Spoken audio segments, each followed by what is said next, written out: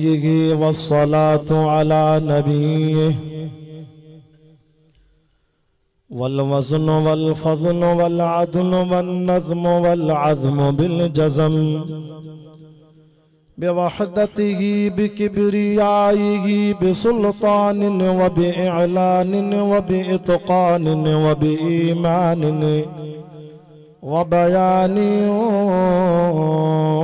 फ़ी फ़ुरक़ान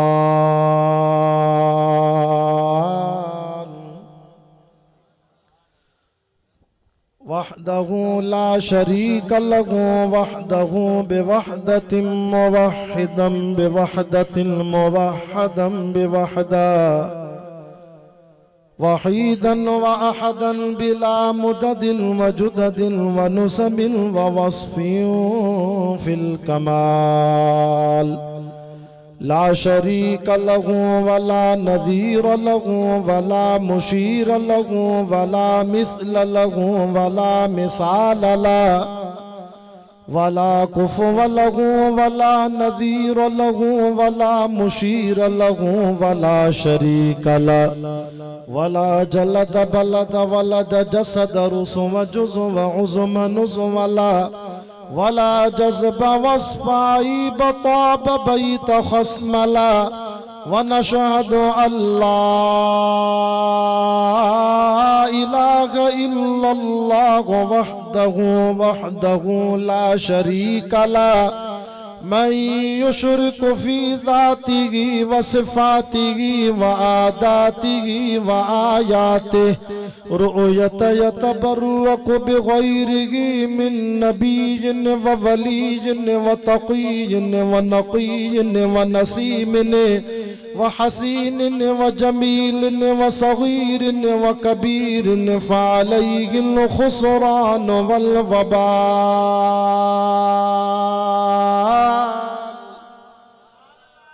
सुम्म नशहदु अन्न सय्यदना व सनदना व मासूमना व मंज़ूमना व मक़सूदना अजदरल खल्क़ जदीरना अअज़मल खल्क़ व अनवरल खल्क़ व अकमलल खल्क़ व अशरफल खल्क़ व अजमलल खल्क़ व अहसनल खल्क़ मिनल हुस्नि वल इदारति वल हिदायति वल हिकायति वल इनायति वल अमानति वल इमामा अअलाना व अजलाना व अतक़ाना व अजहदना व अज़हदना व अकबरना व अख़तरना अहमद अनवर अजदर औसक़ अनवर अजमल अकमल ला सुम्म नशहदु अन्न हबीब रब्बिना व समदना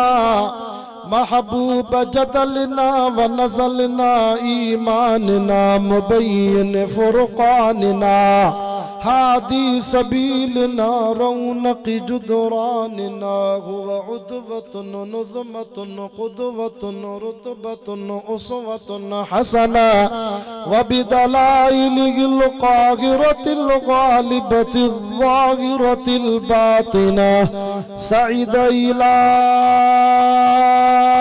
सिदरतिल मुंतहा फी लैलतिल मिअराज कशफत दुजा सुम्म दना फतदल्ला फकान क़ाब क़ौसैन औ अदना फ़अौहा इला अब्दिही मा औहा वक़ाल अल्लाहु तआला फ़ी मक़ामिन आख़र या अय्युहन नबिय्यु इन्ना अर्सलनाका शाहिदन व मुबश्शिरन व नज़ीरन व दाइयन इलल्लाह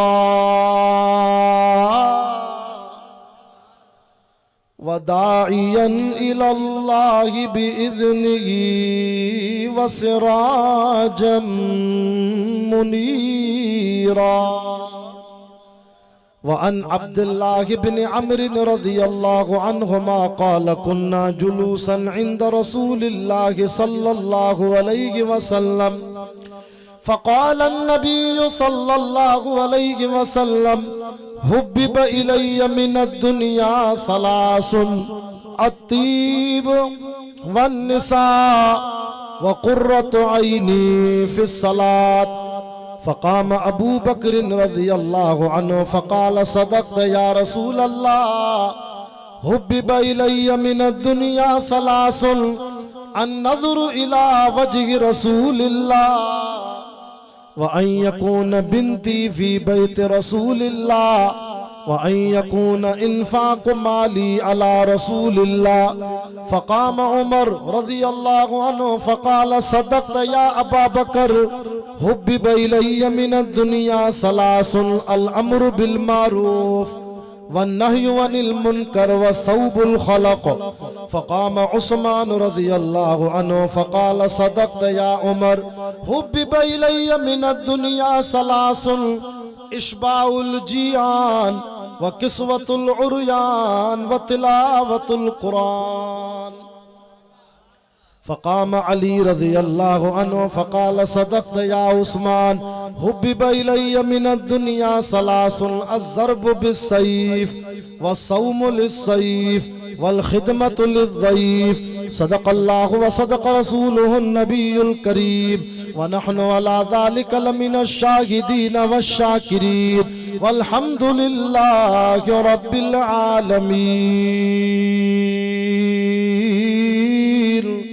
इन्नल्लाह व मलाइकतहु युसल्लूना अलन नबी या अय्युहल्लज़ीना आमनू सल्लू अलैहि व सल्लिमू तस्लीमा।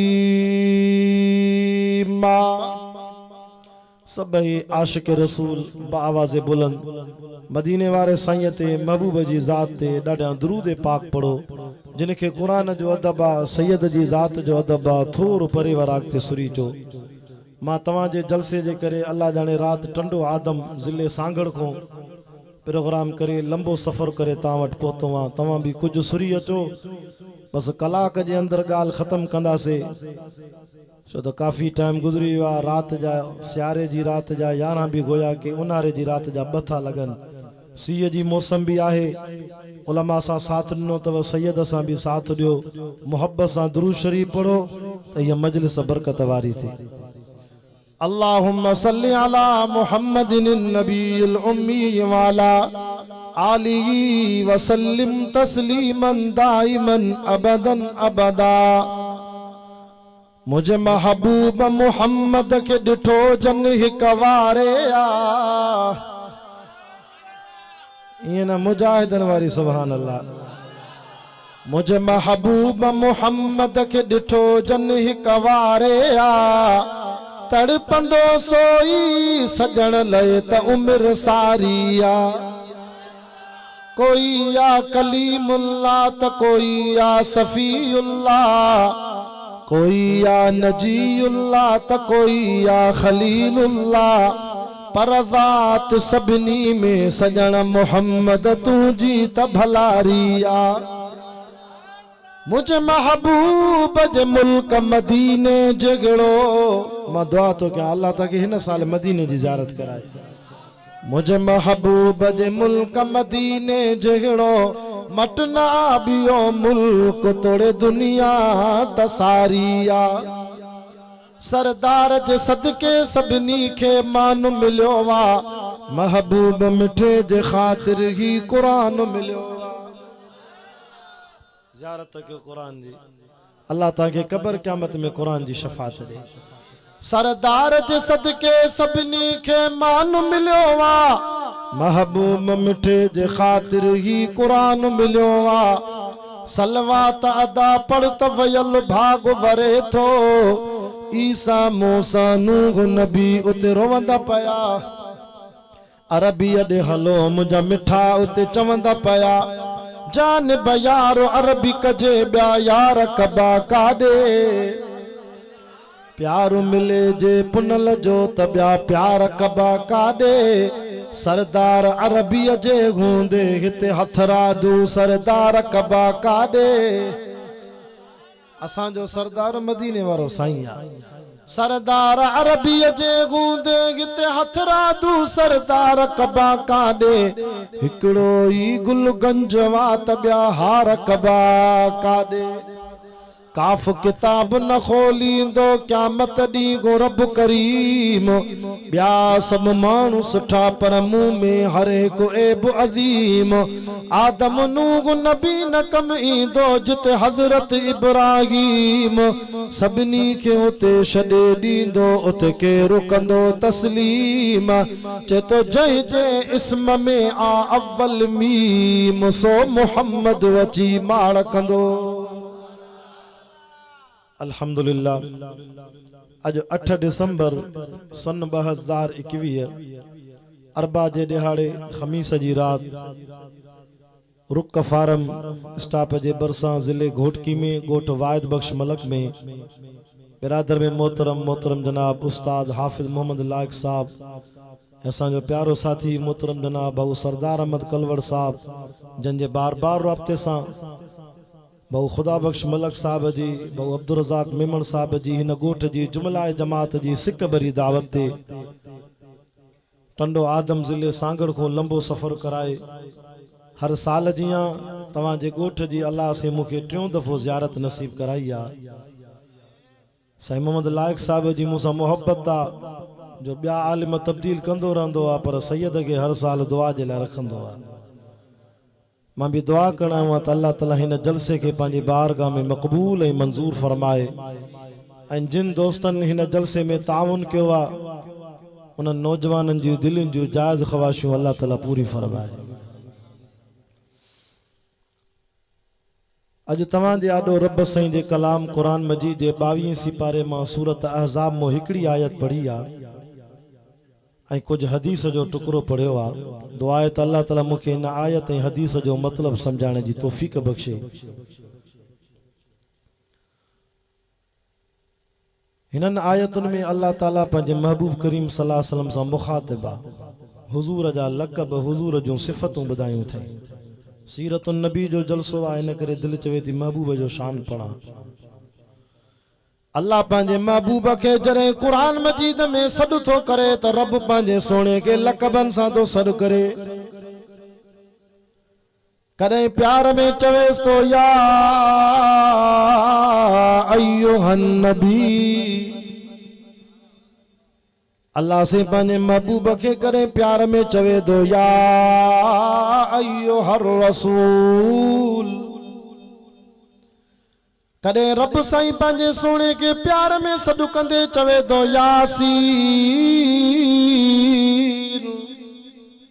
ताहा जेकरे मुझो महबूब साईं चादर पाए वेठो आ त रब कुरान में चवेस तो या अय्युहल मुज़म्मिल जेकरे मुझो सोनो कंबल पाए वेठो आ त रब कुरान में चवेस तो या अय्युहल मुद्दसिर महबूब के नालो खणी सॾु नथो करे या मोहम्मद नथो चवेस सल्लल्लाहु अलैहि वसल्लम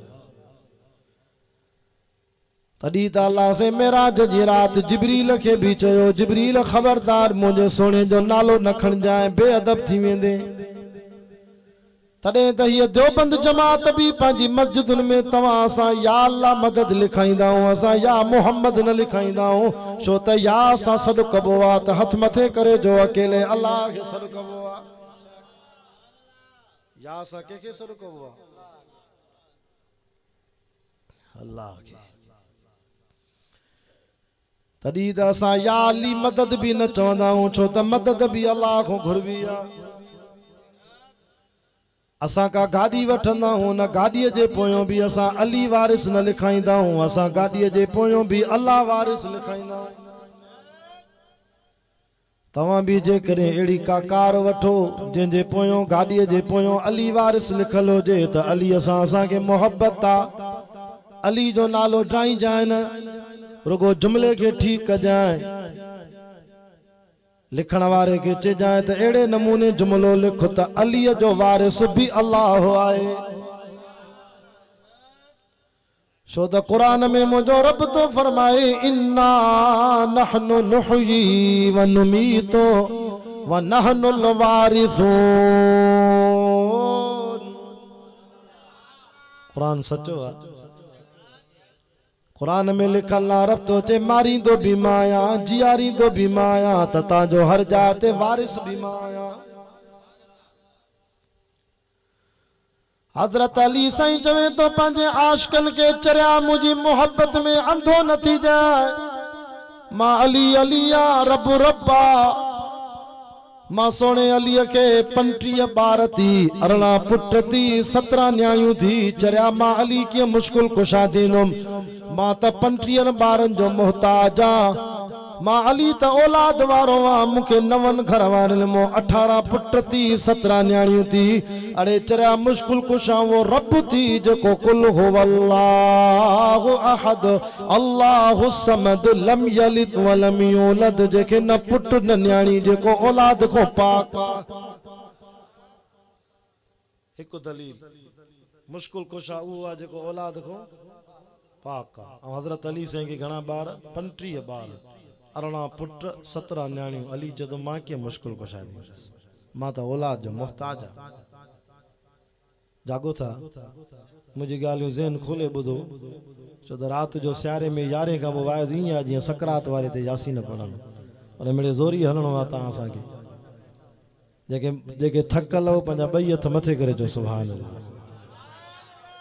मां चे न केखे तो वाइज बस होश में ही ना आदो सब हथ मथे खणी आ मुझो डोवा जा मां तो 7 बजे पहुतो आ जलसे में 6:30 बजे पहुतो आ बाबू खुदा बश की खबर आ पर हिनन दोस्तन जी फरमाइश हुंदी आ तो सैयद तू आखिरी बयान कर भला जेके जागो था उहे हथ मथे करे जो सुभान अल्लाह। वो तो भजी वियो स्टेज सिक्योरिटी माखे विहारे पाण हिकड़ी हिन के दे अच्छी दाढ़ी वारे के त हिनन के जागाए। हजरत अली साईं तो फरमा मुझी मोहब्बत में अंधो न थी जाए। मां अली त घर वारिन जो मोहताज आ। मां अली के 9 घर वारियूं थी अरे मुश्किल कुशा वो मुझो रब्बा जेको घर वारिन को पाका। घणा दलील था ब दलील जी गाल है ना।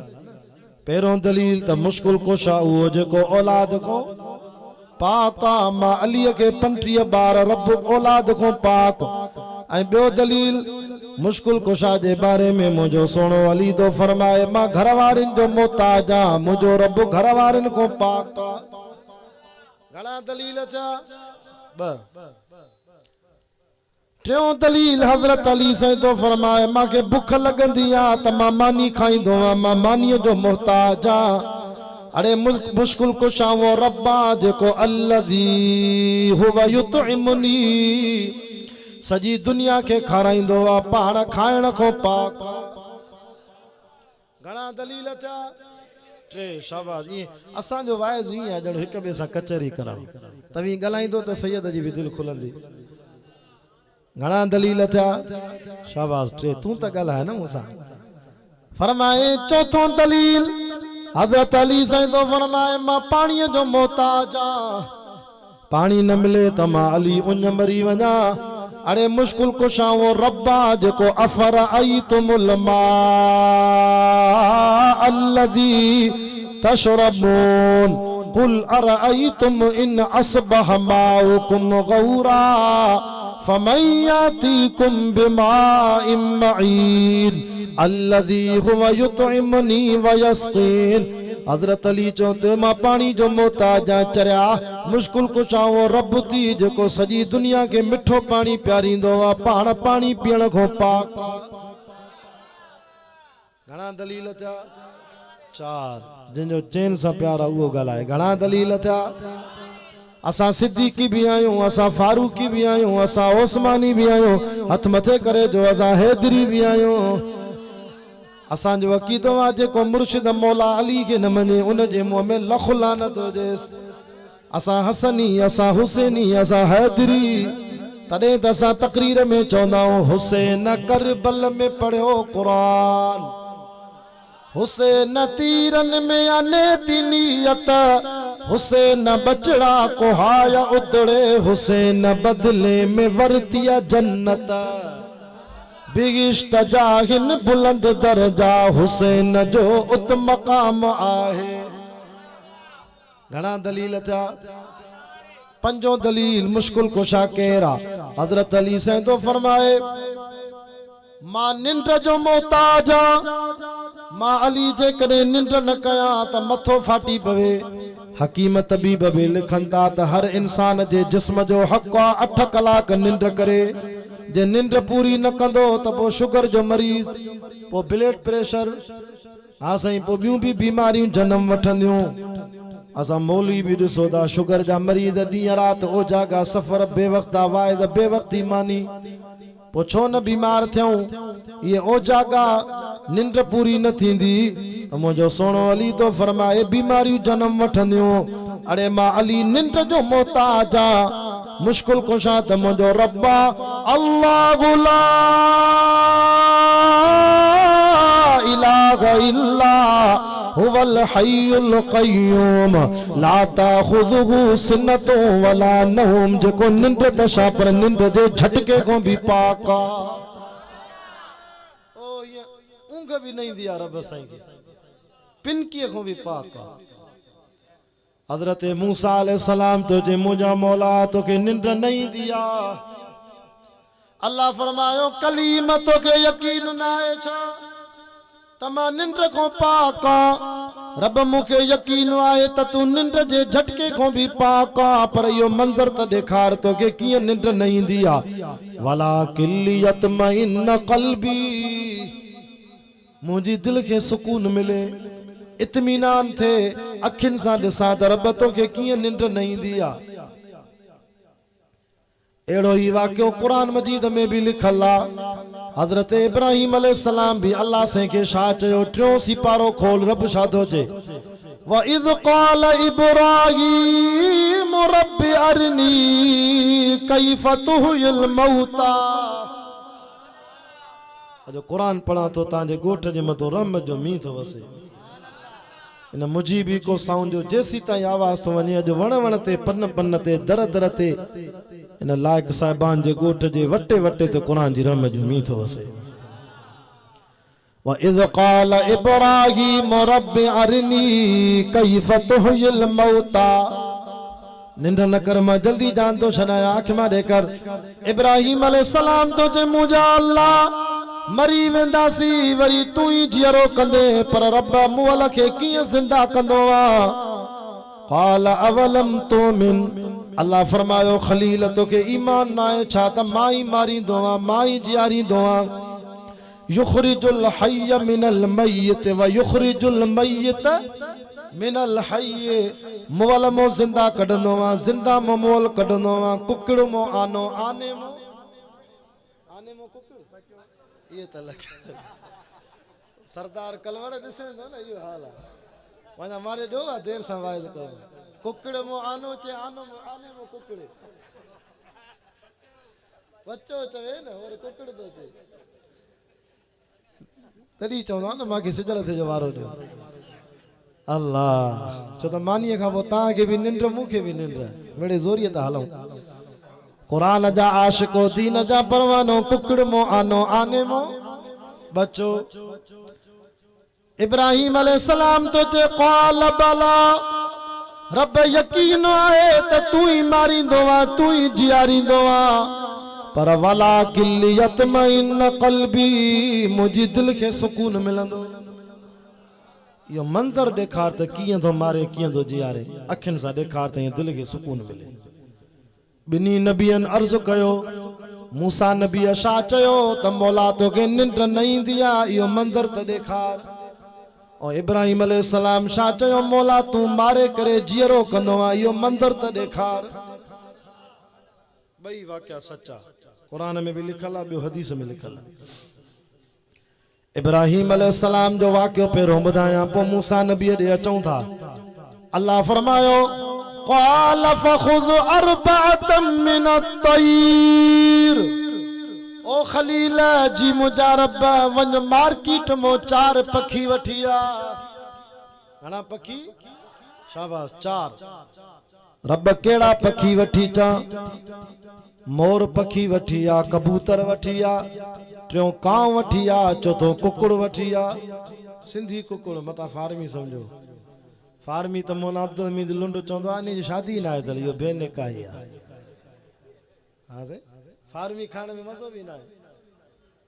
मांखे बि हाणे साईं मोहम्मद ला हिकु सिंधी कुकुड़ खारायो।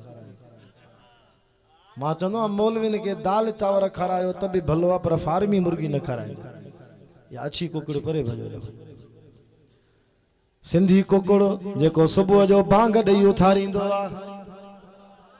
सिंधी कुकुड़ जी ख़ासियत आहे शहरनि में घटि आहे, बाराड़ीअ में सिंधी कुकुड़ उहो थी जेको राति जो तहजुद जी नमाज़ लाइ बि जाॻाईंदो आहे। कुकुड़ खे धारियो घर में त जीअं बांग ॾे तव्हांखे नमाज़ ते उथारे। छो त मोबाइल भरिसां हले थी बि नथा उथो अलार्म ते। अलार्म हली हली बीठो आहे जो मजाल आहे सुबुह नमाज़ ते उथे। 4 पखी इब्राहिम अलैहिस्सलाम वठी आयो, सिंधी कुकुड़ ऐं फरमाए मोर पखी, कबूतर ऐं कांव। रब इन्हनि पखियुनि खे छा कयां? क़ाल फसुरुहुन इलैका, इन्हनि पखियुनि खे दाणो पाणी विझो, पंहिंजी तबियत ॾे मानूस करे। सुभान अल्लाह, अड़े पखी भी पांजे मजाजी मालिक के सुञाणे तो। कबूतर के उडार सजो डी उड़दो आखिर शाम थींदी कबूतर भी पांजे मालिक जे घर सुञाणे तो। पखी भी असा को भला था जो इंसान तू रब जे दर के नथो सुञाणे। पखी भी उडरी उडरी जको दाणो पानी विझे सोने जे दर अचे तो। मैं या रंग जी कारिया मैं भी सजो दी झंग में चरी शाम थे थी। गोठ द वडो वा, गोठ में 80 घरन पर मैं पराए घर न थी वने। जेको मालिक कुतर विजंदो तस, गाह विजंदो तस, मैं भी पांजे मालिक जे घर अचे थी। जेको इंसान रब के न सुञाणे इहो त जानवर को वधीक बदतर आ। तू असा के त ॾींहं रात खाराए तो, निंड भी कराए तो, नेमतूं ॾिनियूं थे, हज़ारे कुर्ब कया थे, पो भी रब के नथो सुञाणे। है मुशरिक तुझे हेफ़त हाल आ तुझे, मुखे त दुख तो थे तू अञा ॿियनि जी तारीफ़ तो करे।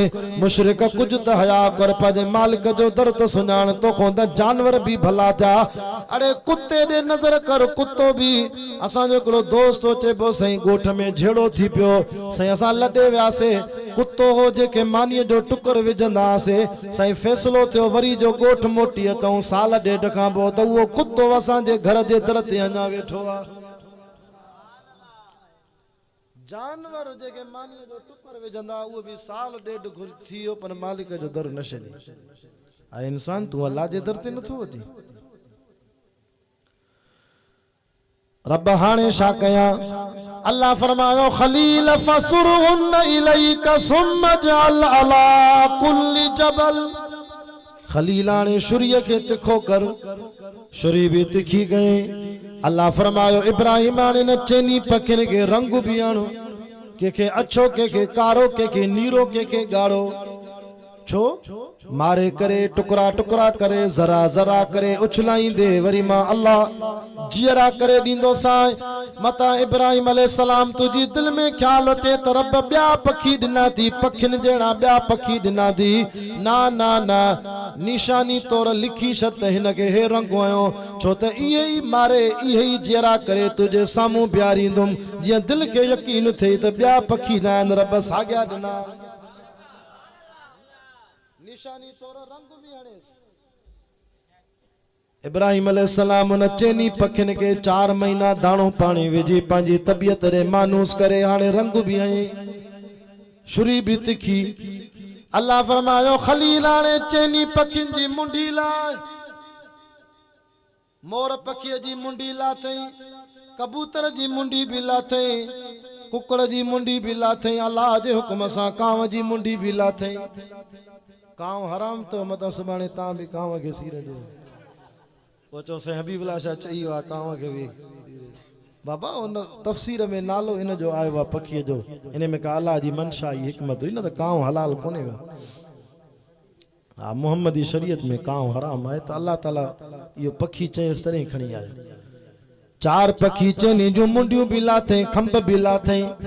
कुरान मजीद जा तफासिर लिखन था इब्राहिम अलैहिस्सलाम के रब चयो खलीला इन पखिन जो गोश्त पाण में मिलाए, कबूतर जे गोश्त के कांव जे गोश्त सा मिलाए, कांव जे गोश्त के कुकड़ जे गोश्त सा मिलाए, कुकड़ जो गोश्त मोर पखी सा मिलाए, चेनी पखिन जो गोश्त भी मिली वयो। रब फरमायो खलीलाणी कीमो करेस जिया तवा सा उज़ैया जा गोश्त कोफ्ता करे कीमो करे खाइंदा हो, ये कुटे कुटे कीमो करे कोफ्ता करे ठाएस।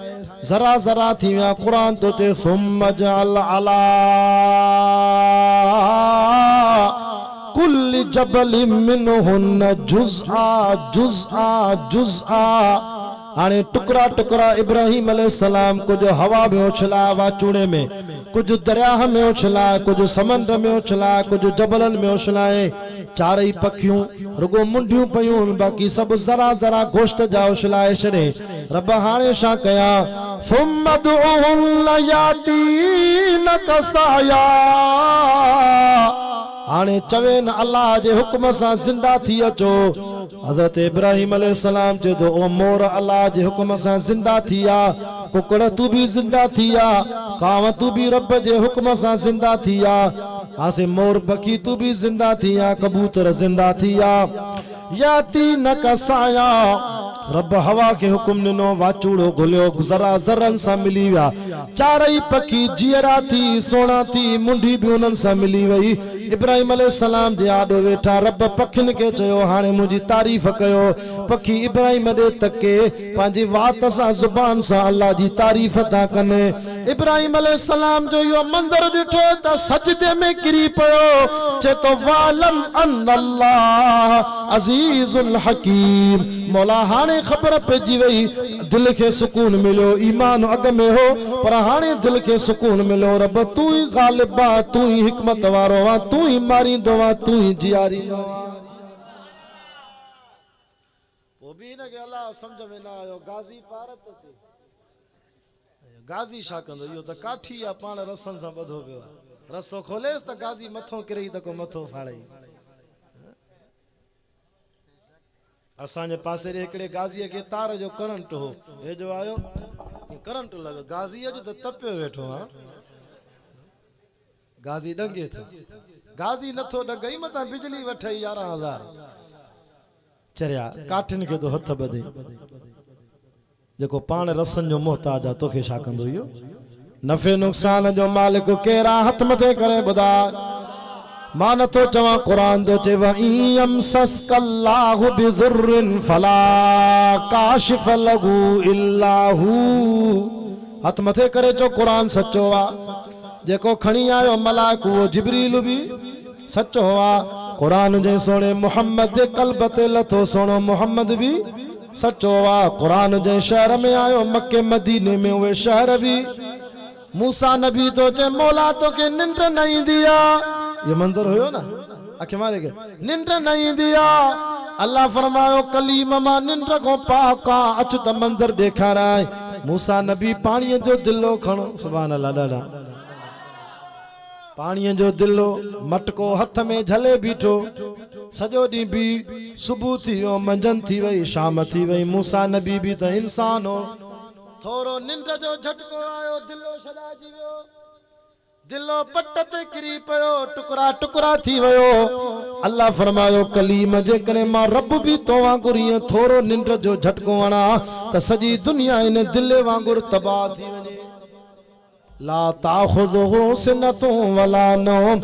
मां रब कीअं निंड कया, मां त निंड जे झटके खां पाक आ। मां कीअं निंड कया, ए ज़िले घोटकी जा मुसलमान रात जो 3 बजे पासो वराईंदा आहिनि। निंड में ये पासो वराए ज़ाकिरी न बानन जी ज़ुबान में निकिरदो आ ला इलाहा इल्लल्लाह, ला इलाहा इल्लल्लाह। तमा अर्श तो चवंदो आ जी मुंहिंजा बाना, जी मुंहिंजा बाना। तड़ी तो किरोना आई भी सभी दरगाहों के ताला लगी वया, पर मुझी दरगाह आई जेका 24 कलाक खुलल हुई। पुलिस बियन दरगाहन ते ताला हया कोरोना लगी पई आ परे भजी वनो बीमारी आ रब तो चे मां पंजी दरगाह जो कुल्फ तालो ठारायो ही नाए हां सही मां जो तालो हणाया तब बरोच जा मोट चाबी ते विड़ी पवंदा हां सही तेंजे करे मां अल्लाह गरीबन जो भी मां अमीरन जो भी मां पंजी दरगाह जा दरवाजा खोले छड्यान कुल्फ हणायो ही नाए भली को भुल में सड करे उनके भी जी असा जवाब एरो करीम रब्बा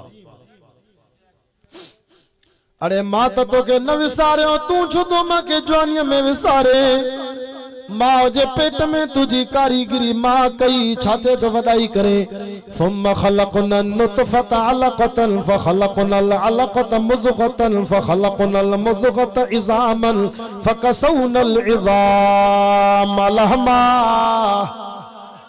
अगर मैं बेत बुधाती अच तो सैयद कुरान बुधाए तो को रहमत वसई ऐं न कुरान जे सदके अल्लाह से ता असांजो दिलनि जो जायज़ ख़वाहिशूं पूरी फरमाए अज मां दुआ करणा हुआ असांजे दोस्तन जी मेहनत करे जलसो रखिया हुआ ऐं सैयद मेहरान शाह जे लाइ भी दुआ करो मेहरान शाह जे लाइ अल्लाह ताला उनके जुमे जे ॾींहुं कोरट में हाज़िरी में आज़ादी नसीब फरमाए आमीन जो ॾाढा अल्लाह हर मुसलमान जा मसला हल फरमाए छा तो फरमाए कुरान रब तो फरमाए माना मां त तुझी कारीगरी कई खल्कम मिन बाद खल्किन फी ज़ुलमातिन सलास टिन ऊंधान में माला तो के ठायो आए को मां जो लाल जेको पानी मो हेड़ो लालन जड़ो मोती ठाए ॾेखारे केड़ा त सोना सोना पुट दिना धमाए अलम नजअल लहू ऐनैन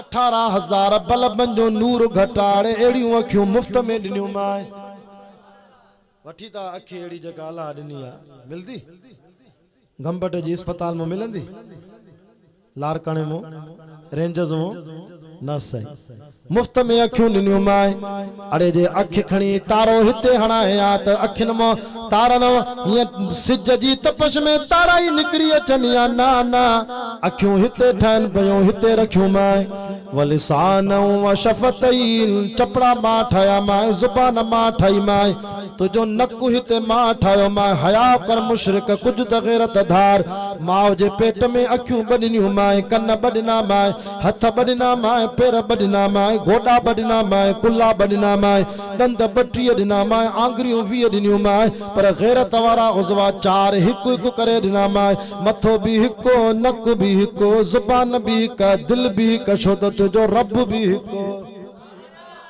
कुल हुवल्लाहु अहद अल्लाह भी हिकात तुझो नक भी हिकात झुका भी हिक जे दरवाजे ते दिल में यारी भी हिक सा रखो मां रब साईं सा तॾहिं त शाह अब्दुल लतीफ भिटाई रहमतुल्लाह अलैह जने मदरसे में पढ़ण वियो उस्ताद तो चवे पढ़ो भिटाई अलिफ चे अलिफ पढ़ो बा चे उस्ताद बा वञी ॿियनि खे पढ़ाए छो अवल अलिफ जो त सबक पचाया अल्फ मो मुराद अल्लाह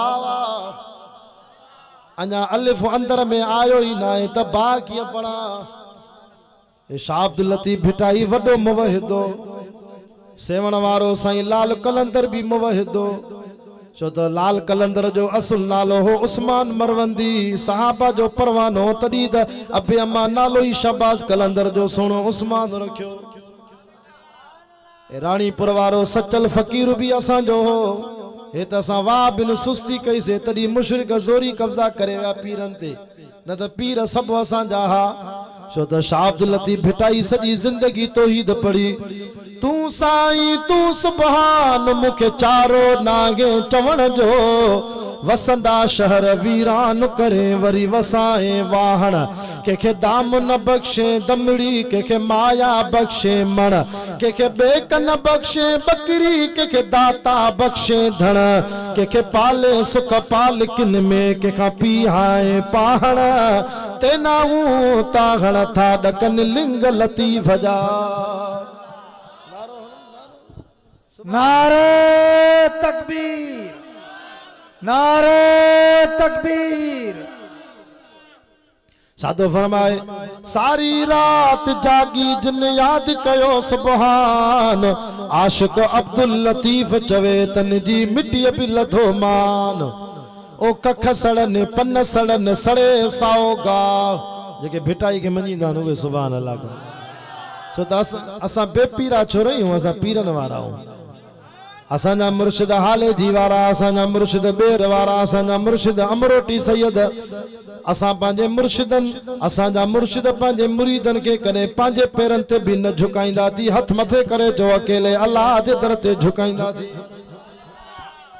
उस्ताद दानी शाह अब्दुल लतीफ भिटाई जे बाबे शाह हबीब के साईं तो वारो पुट तरुगो अल्फ जो सबक वडी भजियो बा जो सबक वठे ही कोन तो छो चे तो अखर पढ़ अल्फ जो ब्या वर्क सब विसार सुभान अल्लाह डरिया 11 बजे मुझो वायद खत्म है 10 मिनट बचान जल्दी सुभान अल्लाह कर अखर पढ़ अल्फ जो ब्या वर्क सब विसार अंदर तू उजार पना पढ़ंदे केतरा शाह साहब के खबर पई काडे भजियो झंग में वियो भिट में वियो अब्दुल लतीफ शाह जे बाबे जो नालो हो हबीब शाह रहमतुल्लाह अलैह सॾु करे चवेस तो पुट अब्दुल लतीफ निकरिया न त मां झंग के बाह दीदो मां बाह में सड़ी वेंदे रड़ करे चवेस तो बाबा जे अंदर में अल्लाह जो नालो हुंदो आ उनके जन्म जी बाह न साड़ींदी आ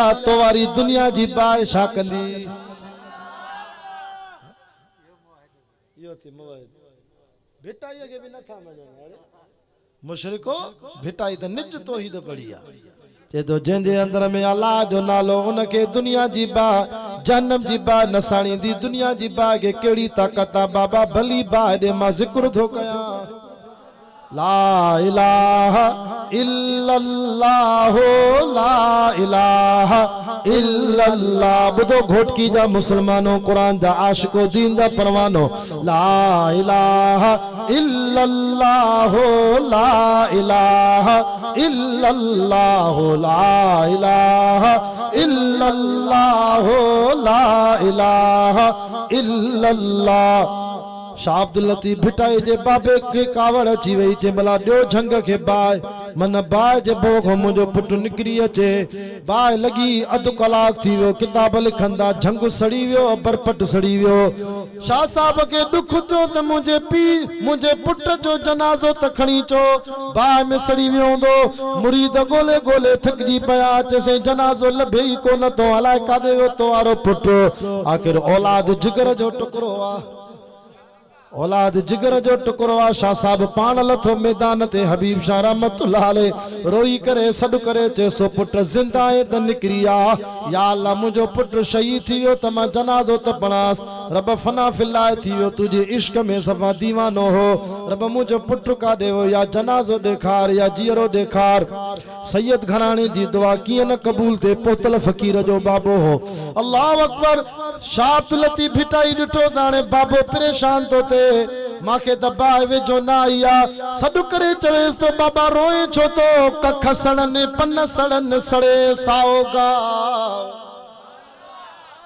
कख सड़न पन सड़न सड़े साओगा हो जिन रिझायो अल्लाह तो न चेतन खे ओ बाबा मुझे अंदर में अल्लाह जो नालो आ जन्म जी बा नथी साड़े सके ये दुनिया जी बा छा कंदी अल्लाह अब्दुल लतीफ शाह सजी जिंदगी तौहीद पढ़िया जबल मथा झूपड़ा झूला की झुलन जंजो आसरो अल्लाह में से पत्थर मंझ पलन से सदाई खुश रहन जन आसन अल्लाह थी अल्लाह ए सैयद जे हथ में कुरान आ मां भी ताके तौहीद वारो दर्द सुनायो आ सजी दुनिया अल्लाह के सजदो करे तवा भी अल्लाह के सजदो कयो नथा मनो त मां कुरान पढ़ा तो वनी पान खोले माना पढ़जो कावश अखबार पढ़ी था वनो कोशिश अखबार पढ़ी था वनो सोशल मीडिया ते मोबाइल फोन ते 3-3 कलाक व्हाट्सएप हलायो था आई में ते जरिए एक बे सा वीडियो कॉल ते कचहरियों था कयो तवा त पढ़ल लिखल हो होशियार हो फेसबुक हलायो था केटीएन न्यूज़ जियो न्यूज़ रोज ॾिसो था कदी इहो सोचो थी त भला अकीदो भी त पांजो ठाया कुरान जा तर्जुमा सिंधी में उर्दू में बिरोकी में पश्तो में माना कुरान जी लिखी पया अंग्रेजी में भी खोड़ तर्जुमा वनी खोले पढ़ कुरान 17 सिपारो सूरत हज में मुझो रब शादो फरमाए अलम तरा अल्लाह यसजुद लहू मन फिस समावात। ओ मुझा बाना मुझा महबूब मुझी उम्मत के पंहिंजी उम्मत के चओ त सॼी मखलूक मां अल्लाह जो सजदो कंदी आ। आसमान वारा भी मां रब के सजदो कंदा थव। वमन फिल अर्द, अरे मुशरिक हया कर तू झंडे ते कंडे ते कब्र ते झुकियो पियो आ। अल्लाह कुरान में चवे दो त मुशरिक हो त या किविल ऐं माकोड़ा भी भला जेके रोज मां अल्लाह के सजदो कंदा। तू त काठीअ के सजदा थो करे, तू त ताबूतन के दो सजदा करे। मां सैयद तुझो दुश्मन आया, मां तुझो सजण आ, मता माते नाराज थे। ए कुरान सैयद हबीबुल्लाह शाह जे मथे ते आ। मां सैयद अब्दुल्ला शाह बुखारी वांगुर मां तांजो नौकर आ, मां तांजो ईमान बचाइण आयो आ। हया कर बे जे आडो न वन। छा थो करे ता असां वहाबी भी कुछ शिरक ता कयूं, शिरक में दाखिल ता थियूं। गोठ में को फकीर पहुंचे तो बुधाए त मुंहिंजी किस्मत छा थी चवे। हिय लकीर चवे थी त तूं ब शादियूं कंदे, हिय लकीर चवे थी तुझी किस्मत में बरकत ही कोने, भाग कोने। ये कम कजाए जेको 10-20 रुपए जे लाइ तुझे गोठ में नालीअ जे कप ते सीअ में पिनण आयो आहे, इहो थो तोखे तकदीर जा फैसला ॿुधाए। अहिड़ो पोतल हुजे हा त पाण एसी वारे बंगले में न वेहा सुम्ही पिया। 20 रुपए में तुझो ईमान थो फुरे। अखबार पढ़ो तो वरी अखबार में भी शिरक। तांजो अॼोको ॾींहुं कीअं गुज़रंदो। सतारा छा था चवनि, बुर्ज हमल छा थो चवे। वरी को रिसालो वठ त रिसाले में लिखियो पियो आहे अचो तव्हांखे ज़िंदगीअ जो हे हफ़्तो ॿुधायूं कीअं गुज़रंदो। खुदा जो वास्तो तव इन ते यकीन न कंदा कयो। अखबार भली पढ़ो पर इन बुर्जन ॾे नज़र न कंदा कयो, सतारनि ॾे न वेंदा कयो। कंहिंखे बि ख़बर न आहे। क़ुरान तो चे वमा तदरी नफ्सुम माज़ा तक़सिबु गदा। रब तो चे मूंखे ख़बर आहे त सुभाणे तुंहिंजी केतिरी कमाई थींदी। क़ुरान सचो आहे। नबी से फरमायो सल्लल्लाहु अलैहि वसल्लम जेको पंहिंजो हथ खणी ॿिए खे ॾेखारींदो त मुंहिंजी क़िस्मत में छा लिखल आहे, फरमायो 40 ॾींहंनि जी नमाज़ सड़ी वियसि, 40 ॾींहंनि जी इबादत सड़ी वियसि। हदीस में अचे थो जेको पंहिंजी क़िस्मत जा फ़ैसला ॿियनि खां कराईंदो, सतारनि ते बुर्जनि ते अमल कंदो, यकीन कंदो, इनखे जन्नत छा पर महशर जे मैदान में अल्लाह जन्नत जी ख़ुशबू भी न सिगाईंदसि। इन्नल्लाह इंदहु इल्मुस साअ, क़यामत जो इल्म अल्लाह को सवा ॿियो कंहिंखे भी ख़बर कोन्हे। 21 सिपारो थी सूरत लुकमान थी। लिखण वारो लिखो, ॿुधण वारो ॿुधो। सैयद हबीबुल्लाह शाह चैलेंज सां ॻाल्हाए थो, वञी रिकॉर्ड कयो। मुंहिंजी ॻाल्हि कूड़ी निकिरे त मुंहिंजी सदा गोली आहे। रब तो चे क़यामत जो इल्म अल्लाह को सवा ॿियो कंहिंखे भी कोन्हे। वयुनज़्ज़िलुल गईस, बरसात जो इल्म भी मूंखे आहे। साईं जो मोबाइल में मौसमियात खाते वारा KTN न्यूज़ ते जियो न्यूज़ ते ॿुधाइनि था अॼु घोटकीअ में बरसात पवंदी, अॼु शिकारपुर में मींहुं वसंदो। रब तो चे ना ना इन्हनि जी ॻाल्हि कूड़ी कॾहिं सची। इहे मशीन जा मोहताज अथव, धुका हणंदा अथव। मां ख़ुदा बग़ैर मशीन जे ॼाणींदो आहियां। वमा तदरी नफ्सुम माज़ा तक्सिबु गदा, केतिरो कमाईंदे सुभाणे दुकान मों, कमाई केतिरी थींदई, कख मों लख थींदे, लख मों कख थींदे। मां ख़ुदा खे ख़बर आहे सुभाणे तुंहिंजा 2 खीसा पैसनि सां भरियल हूंदा। मां अल्लाह को सवा कंहिंखे भी ख़बर कोन्हे। वयअलम मा फिल अरहाम, मां जे पेट में छा आहे, औरत के हमल में छा आहे, पुटवा या धीआ, मांखे ख़बर आहे। ॿियो कंहिंखे बि कोन, न पीर के, न मुर्शिद के, न वलीअ के, न बुज़ुर्ग के, न गौस के, न अब्दाल के, न मुस्तफ़ा करीम के सल्लल्लाहु अलैहि वसल्लम। हिकिड़ो वरी पीर पियो चए कंबर वारो, मूंखे बि ख़बर आहे त मुरीदाणी जे पेट में छा आहे, पुट वा या धीअ। कूड़ थो ॻाल्हाए।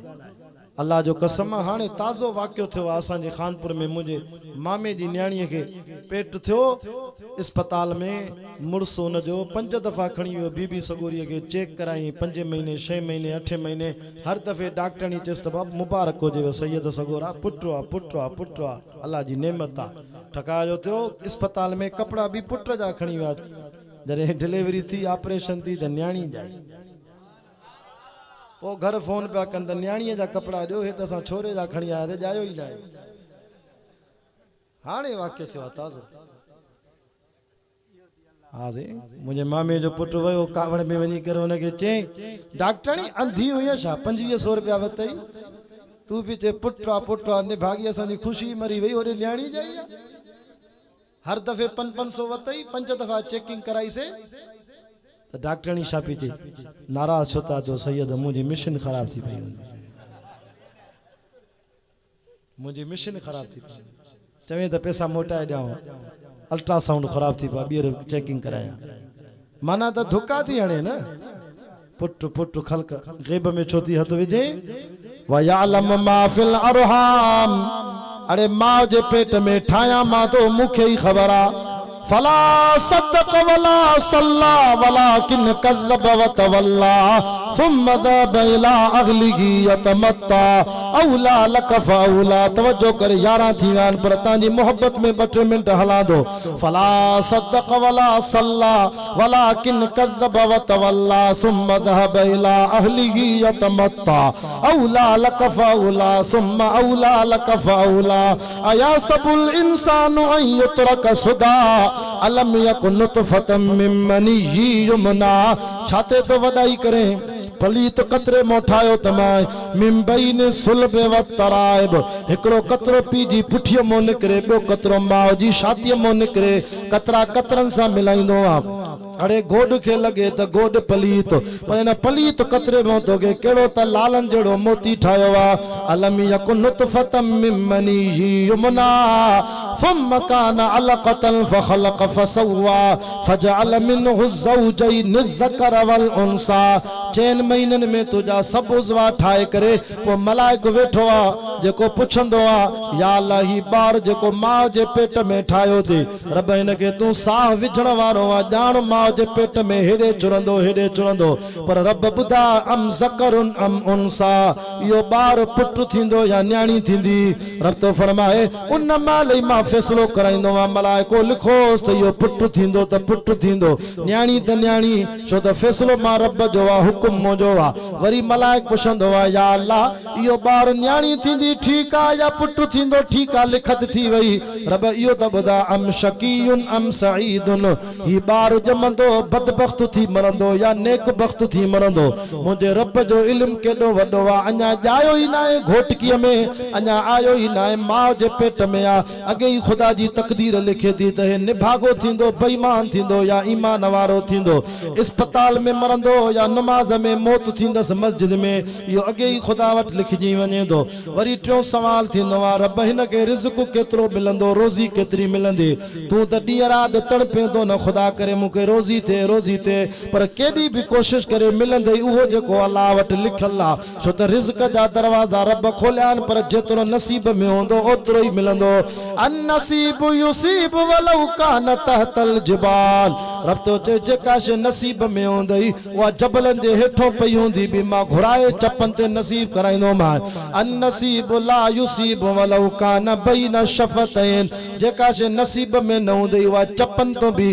बीमार थींदे घर वारा चमचीअ ते पानी रखी तो के चपन ते ढुक प्यारींदई जे नसीब में न होंदई त चमचीअ मो भी पानी हेठ वही पवंदई अरे खोड़ ॾिठा से अहिड़ा वाक़िया जो माई वेचारी कुंवार मुड़स जे लाइ मानी थी पचाए मानी तए में पई मुड़स वाला ॾे हलियो वियो चांहि देगड़ीअ में पई चांहि कोप में पई पर चांहि पीअण वारो रब ॾे वियो हाणे असांजे खानपुर जे भरिसां हाजी ख़ास थी बिरोइन जो ॻोठ आहे अजीब उते हिकिड़ो मंज़र थियो आहे घोट जी शादी भी थी आहे घोट जो निकाह भी थियो घोट के मिट माइटनि दोस्तनि अज़ीज़नि क़रीबनि कंढियूं भी पारायूं घोट सां सेल्फी भी कढायूं घोट सां फोटू भी कढायूं घोट के घर वठी विया मिट माइट अज़ीज़ क़रीब कुंवार जे कमरे में वठी आया भेनरुनि अची करे घोट कुंवार के लावा भी ॼारायूं न घोट कुंवार जो मुंह ॾिठो न कुंवार घोट जो मुंह ॾिठो घोट के सीने में तकलीफ़ थी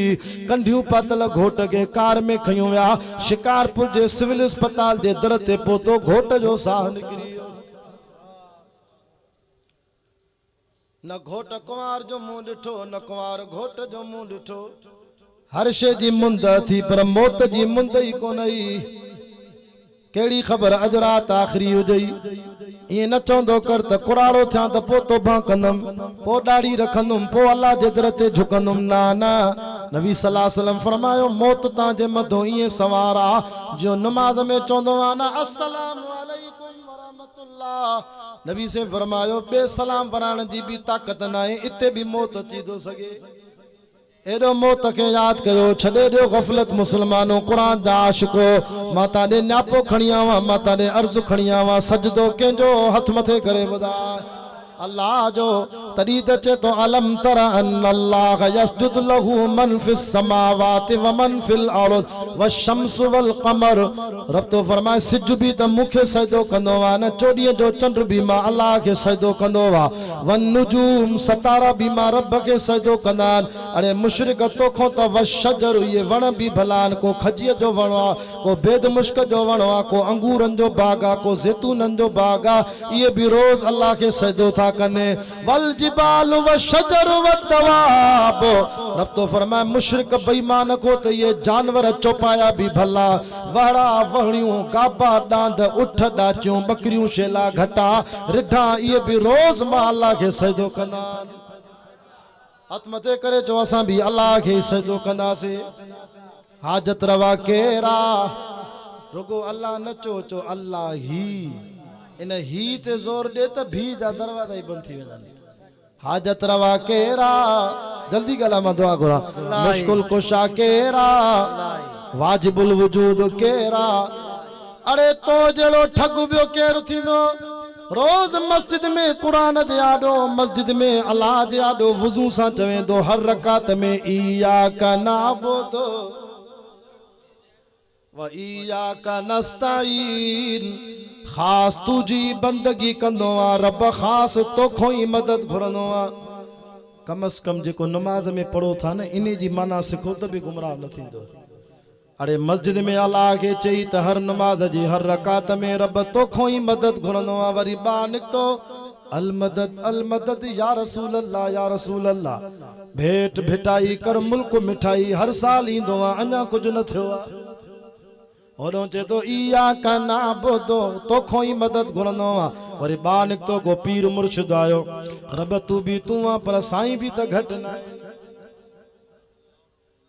या त वो नमाज में अलहमदुलिल्लाह पढ़दो कर छो त अल्लाह सही सा त कूड़ नाणो अल्लाह सा ठगी अल्लाह के चवे तो हर रकात में इया का नाबुदो व इया का नस्तईन खास तो खोई मदद वठंदो आ बार बियन को पो त नमाज में अलहमदुलिल्लाह पढ़ न त कूड़ो आ तू ठग आ मां रब सा हिकड़ी गाल वरी मस्जिद मो बाहर निकरे बी गाल जे अलहमदुलिल्लाह पढ़दे त पो त नमाज ही न थींदई अल्लाह सोमानी नमाज पढ़दा हो बाबा इशा नमाज में 3 रकात वित्र पढ़बो आ न वित्र जी 3 रकात में केड़ी दुआ पढ़बी आ दुआ कनूत में ही अल्लाह तो सही फरमाए दो तू मुसा केड़ा वायदा थो करे सोचो अधी या अरबी में तोते वांगुर त पणे तो पर करी के मौलवी को दुआ कनूत जी माना त बुध न कन खुली वेंदई अल्लाह से के तू मस्जिद में रोज चवे तो अल्लाहुम्मा इन्ना नस्तईनुक या अल्लाह खास तो खोई मदद वठनो वा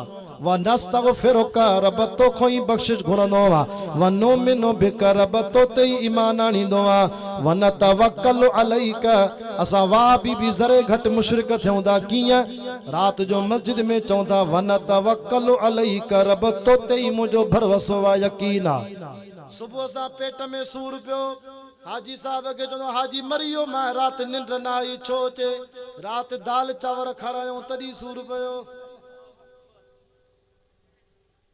डॉक्टर साहब सजी रात निंड ना आई पेट में सूरो छो लगे दो घर वारन मशीअ जे मथो खीर प्यारो न तड़ी सूर पियो असा जी तोही दई आहे सोचो कुछ केड़ा जुमला था गला मता क़यामत दी इन जुमले ते पकड़ थे हाने मच्छी भी सूर विझंदी आ खीर तो सूर विझे पेट में सूर हाने दाल चावर ता विझन तू तो मुवहिद आ तो ही दवारो ये छो चोंदो आ शिरक न कर व इजा मरिस्तफा व यशफीन बीमारी बीमार रब दींदो आ शफा बीमार दींदो आ सूर बीमार दींदो आ तोखो दबो भिटाई घोट भी चंगो जेको चोंदो तू हबीब तू तबीब तू हबीब तू तबीब भिटाई जी शारी त कुरान जी आयतुन जी माना है तू हबीब तू तबीब तू दर्दन जी दवा जानिब मुझे जी में आज़ारन जा अनवा साहिब दे शफा मियां मरीजन के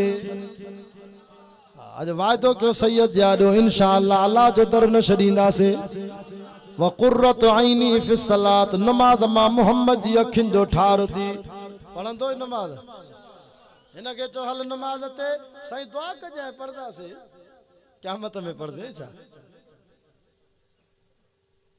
हे तां जो बाईपास नजर अचे तो न एनो घोटकी हेरे हेरे वन त मीरपुर माथे लो खानपुर में हां हेरे मीरपुर माथे लो ओबावड़ो अगते वन त पंजाब जो रोड और हेरे सखर हाने जो के वणो होजे सखर मुंह वरी हेरे करे डहर की ओबावड़ो चरिया हेडे कारे गाड़ी मटा सखर वाली गाड़ी में वन सखर हेडे आ न सैयद दुआ कजाए पुजी वेंदा से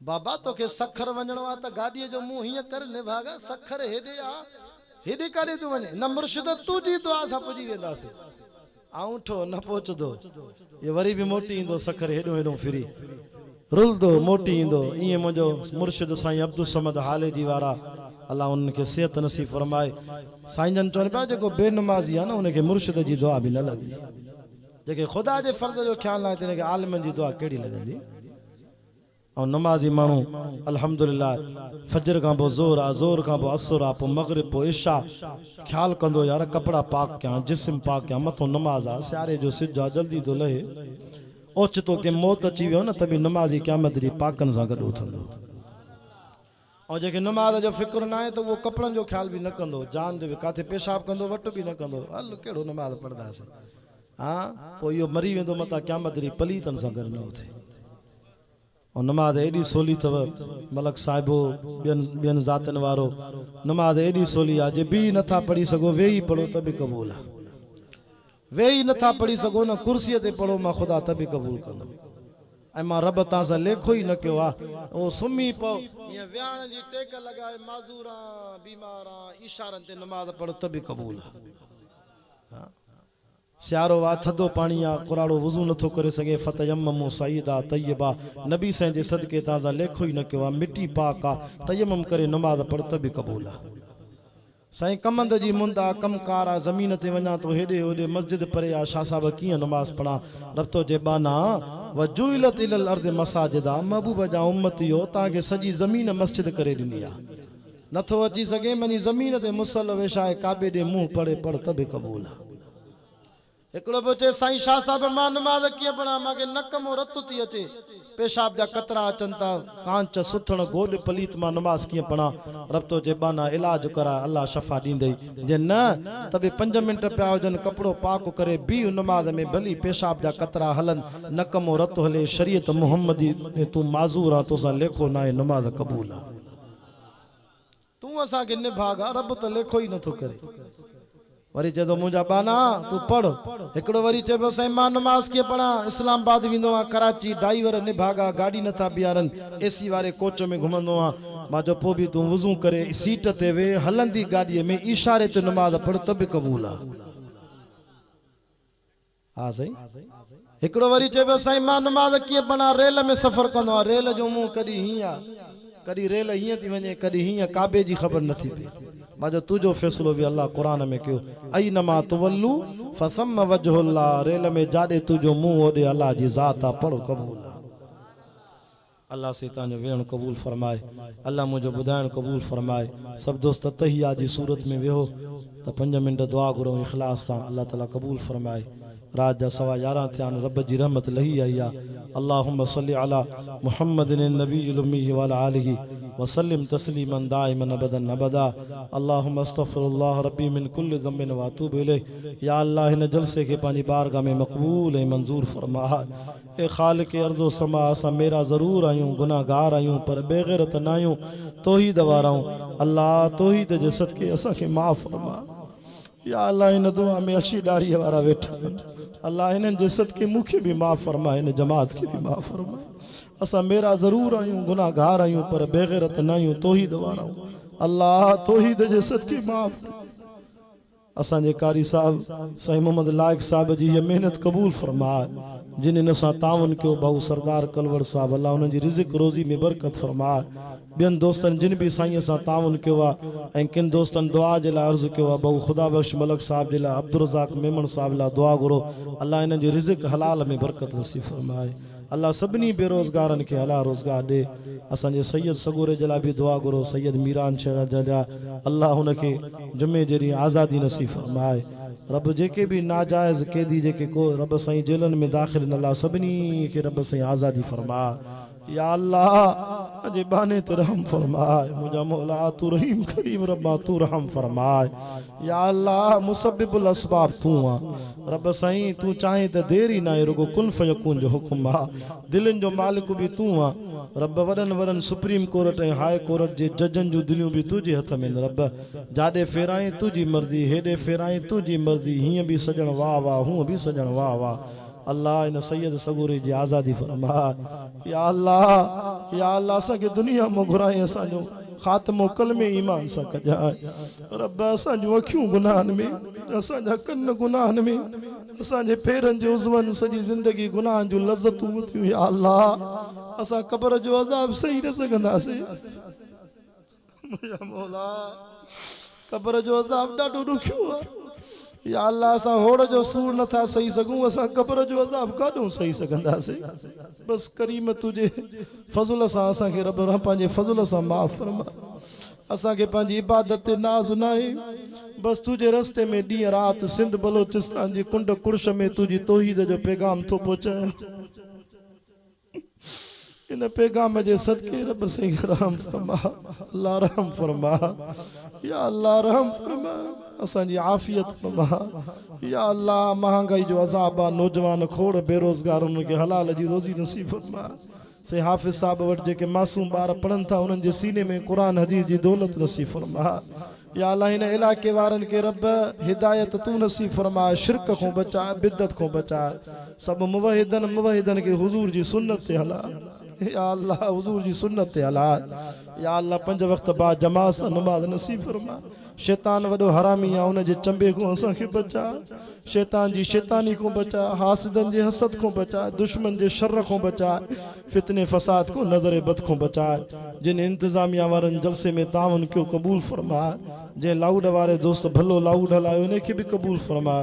ये असांजा सोशल मीडिया जा साथी मोबाइलन जे ज़रिए पूरी दुनिया के ही कुरान ॿुधाइनि था, इंटरनेट जे ज़रिए अल्लाह इन्हनि नौजवाननि जी मेहनत भी कबूल फरमा, इखलास नसीब फरमा। अमड़िन न्याणिन जिन आलिमन जी मानी पचाई, घर में खिदमतूं कयूं, अल्लाह उन्हनि अमड़िन जो भी जायज़ हाजतूं पूरी फरमा। लाउड जे ज़रिए उहे घर में दुआऊं घुरनि थियूं, उन्हनि जा हथ भी तुझे तरफ़, उन न्याणिन जो जायज़ ख़वाहिशूं पूरी फरमा। बेहयाई जो दौर आहे, फहाशी जो दौर आहे, रब असांखे बचा।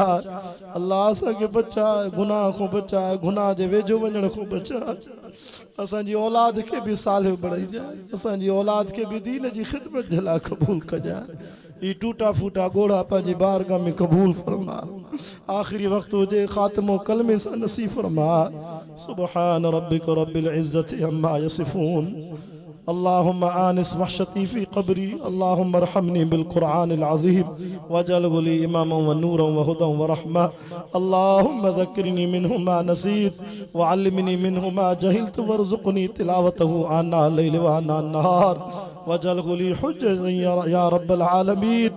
अल्लाहुम्मा या मंज़िलल अज़बिल फ़ुरात व मुनशियल मिल्हुल उजाज वल बरज़खिल हिज्ल लज़ी यमनहुमा मिन इम्तिज़ाज व जाइलल मिल्हुल उजाजति फिल उज़ूबति कद्दुजाज रब्बि शिफ़ना मिन सुकरन वशमई कुल इबादा।